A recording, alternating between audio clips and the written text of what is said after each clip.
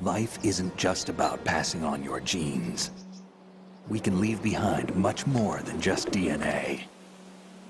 So, in August of this year, I finally played and beat Metal Gear Solid 2, and I got to that end monologue where Snake basically says, it's up to us to pass what we want to pass on to the next generation and our children.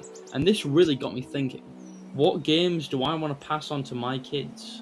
I have played a lot of games, like a lot of games, too many to pass them all on, but which ones will I make sure that they do get their hands on? And those games are the ones that I'm about to pass on to you.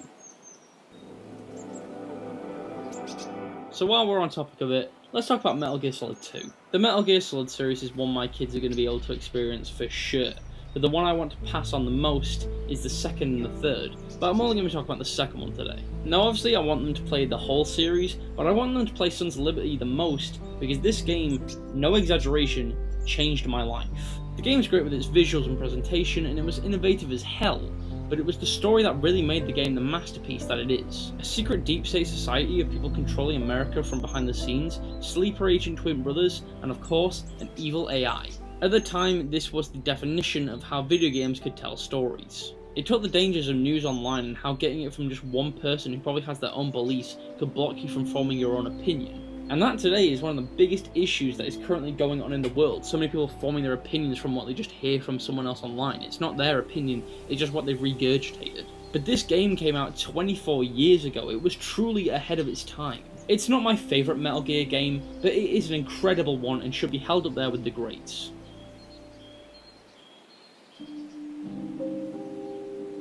People who've been watching me for a long time probably remember, I've already made a video about Elden Ring and why it's so great. Massive ball! It's a bad video, don't watch it. So I'm gonna try again. Elden Ring is one of the best video game experiences I've ever had. Instead of a standard action-adventure game about a guy going from one side of the map to the other, Elden Ring was a huge expansive world where every playthrough feels like your own Lord of the Rings trilogy. Elden Ring's world is well and truly the best game world that I've ever experienced, purely from the scale of it. At almost every turn the world shows it's much bigger than what you first thought, and then you have a whole ass secret underground world to expand it even further. A lot of games fail with a scale like this, as they have no idea what to fill the world with, but tucked away in almost every crevice of Elden Ring, you'll find a giant ass snake boss. And the best thing about this stuff is that this isn't mandatory, you can completely miss this, so finding it on your own is just incredible. But of course with any Souls game you have to talk about the difficulty, and while I think the difficulty for this game can be completely unfair at times, for the most part I think it's well balanced, giving players a real fair challenge.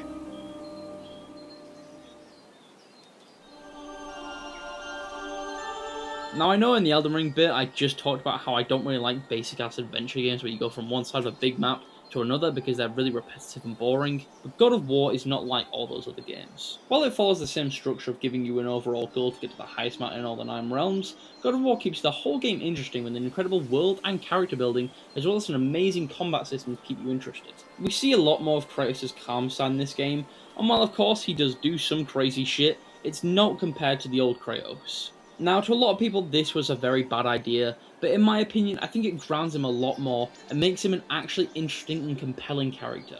He's no longer a god who's lusting after revenge and lusting after, well, lust itself, but he's now a man who just wants to teach his son some restraint and how to control the power that he has, while also trying to teach himself that lesson. It is probably my favourite blend of story and gameplay. So many games like Red Dead 2 have great stories, but the gameplay contradicts the whole meaning behind it. But letting Kratos also need to learn how to control himself allows for a beautiful story to be told, and it also allows the player to still be able to crush people with a tree log. And who can leave out the combat in God of War? The combat is fluid as hell. Normally, I hate skill trees, but when it's like God of War that is almost purely to make combat more fun, I tolerate it. I love God of War so much. I think it is one of the greatest story games out there because it is just so original.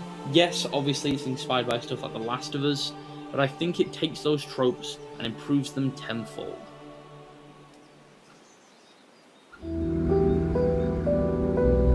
But what about a story game that's not as limited and linear? A game where the choice and fate of your characters is up to you. Detroit Become Human is almost like no choice-making game that I've played before. Because unlike most where your options don't really matter because they still follow the same structure and story beats, with Detroit, you can either experience or skip entire storylines and missions due to your choices. And each character and storyline is incredible, whether it be Connor, the android sent to hunt down deviants, Marcus, the start of the revolution at Android Uprising, or Kara, the babysitter, who has a good story, okay? That is my hot take, alright? Kara's story is a good one. It's not as good as the others, but it's still a good one, right? And I will not tolerate the slander that it's been getting. But it's not even just the protagonists who are interesting. Side characters like Luther, North, Campskin, goddamn Hank, bro.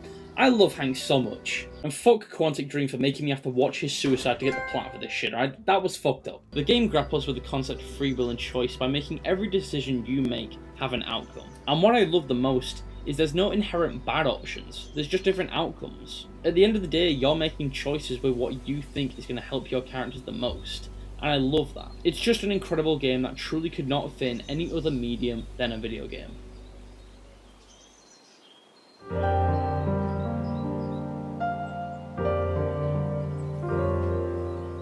Now, pretty much all these games have changed my life in one way or another, but Mario Galaxy 1 and 2 literally changed my life, and there's a chance that this channel wouldn't exist without them. I mean, I probably would have gotten into video games later in life, but I probably wouldn't have played as many or as long as I have without either of these games. And yes, I'm talking about both, because they're extremely similar, like they were literally going to call Mario Galaxy 2 1.5, because it's not really a sequel, more like an expansion on the first one, and they're both equally important to me.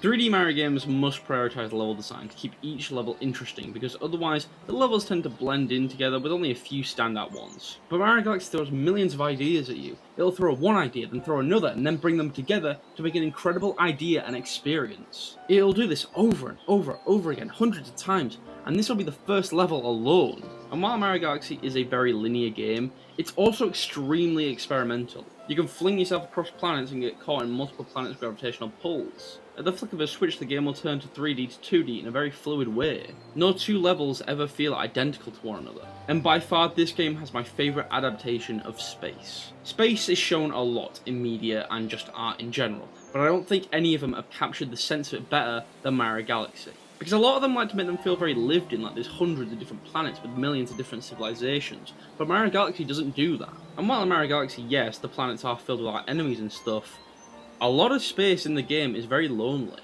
It's only really you. You've only got yourself in this whole galaxy. And I love that. And the music. Holy shit, the music is great in this game. I'm not going to go into it now, but I already went crazy on the soundtrack in another video, so just go check that out. This game will never not be fun to me, as it has so much to offer, and if I'm being honest, this is probably my favourite game of all time.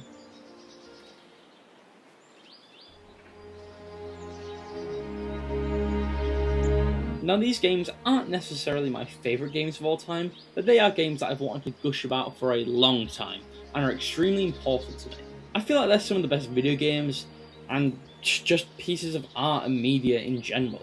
And with this video, I'm not just trying to rattle off games I'm going to give my 4-month-old and say, okay dipshit, go play that. I also want to know what games you're going to pass on to your kids. And it doesn't even just have to be your kids, it could be your family or your friends. So let me know what games are important to you, and what games you want to pass on to others. Thank you so much for the recent support on my channel, thank you so much for watching this video, and I'll see you all in the next year.